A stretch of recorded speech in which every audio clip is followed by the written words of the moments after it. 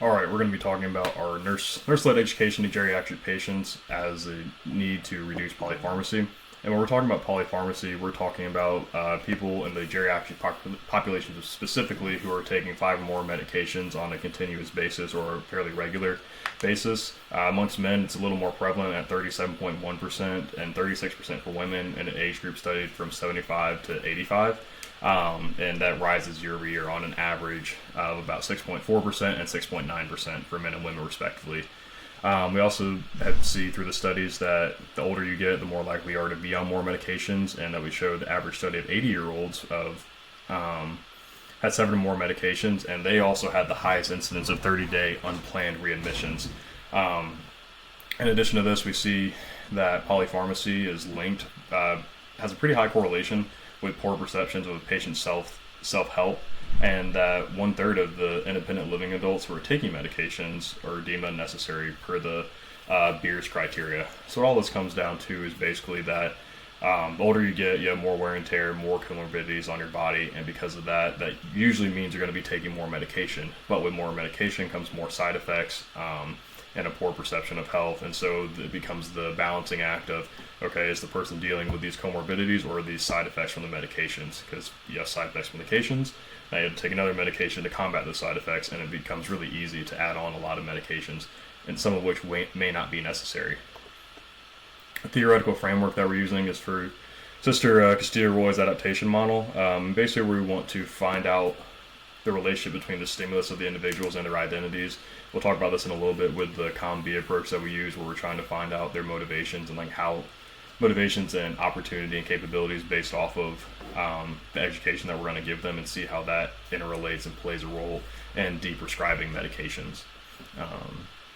One of the things we found is that providers can create a barrier that allows for overprescribing. One of the biggest things being having multiple doctors that aren't communicating with each other increases polypharmacy just because of that lack of communication. And then also there's a fear of discontinuing medication, and people have an actual aversion to change. You get kind of used to things, so you just kind of want to stick with it because it becomes part of your routine. In addition to this, there's external factors such as like consultation limitations, which is kind of outside of the prescriber's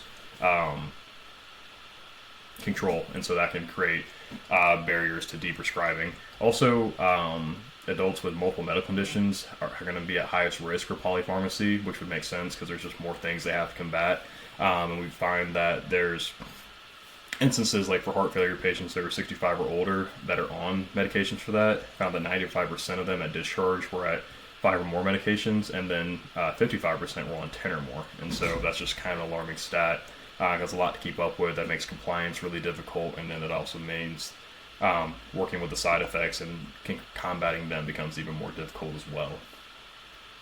So with gaps in literature, we found that compliance is one of the biggest barriers to seeing results when it comes to de-prescribing medication. This is a known barrier, and education can be one of the biggest things that we can do. We know it's already a primary prevention method, but having the right education in place outside of just handing people a pamphlet, at their discharge orders, and make sure they understand like what they're actually reading and what that material means, can really reduce this. Our proposed study is we're going to study the impact of education on overall de-prescription medication geriatric patients 65 and older, and how increased compliance can lead to a more sustainable results. And we'll be able to capitalize on this knowledge. That is because it's an increasing issue, and we're going to try and close the gap between the patients and the provider, so that we can kind of find a better standing place, so don't have to be on 5+ medications, 10+ medications, or whatnot. And so to do this, we're going to be using the non-equivalent control group pre-test and post-test design. So we're going to have 3 groups, not at random, and we're going to compare measuring their results pre-study and post, in order to see how education affects when you're having pre-intervention and post-intervention, and how that's going to lead to de-prescription. This allows us to see the effect of education, because we're going to have a control group out of 100, a control group, 50 of them out of 100 people, and then a non-control group over the 6 months. We know compliance is going to be one of the biggest obstacles we get to, but we know that we can do it. And so our question is, Does early education on these prescriptions that patients are taking reduce the need for additional medications to cope with the side effects?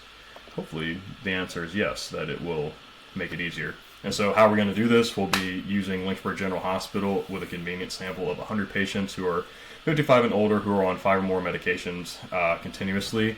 Inclusion criteria, they have to speak English, like we said, 55 and older, live within the Lynchburg city limits, maintain regular contact with their PCP, honor at least 5 medications regularly, and are able to consent.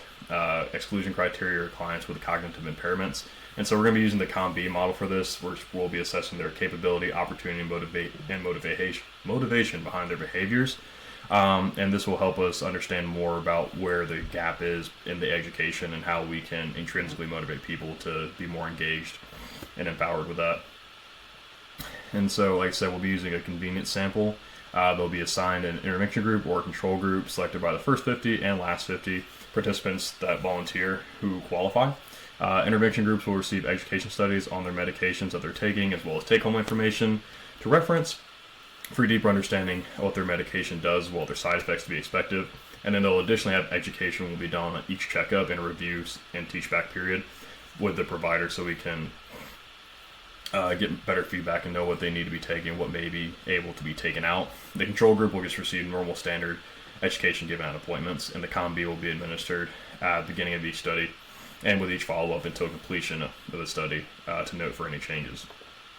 Ethical considerations will be submitting this to the internal review board. Of course, we're going to need informed consent from the patients, permissions to use the COM-B model, as well as permissions from Lynchburg General to use their study. And then confidentiality will be at the highest degree, so we'll be having a control group that will be labeled with a randomized number in order to maintain confidentiality, and participants in the intervention group will be identified by a number and a shape based off their number of medications that they're on, and all records will be kept electronically in a protected file to prevent any accidental leakage of the information.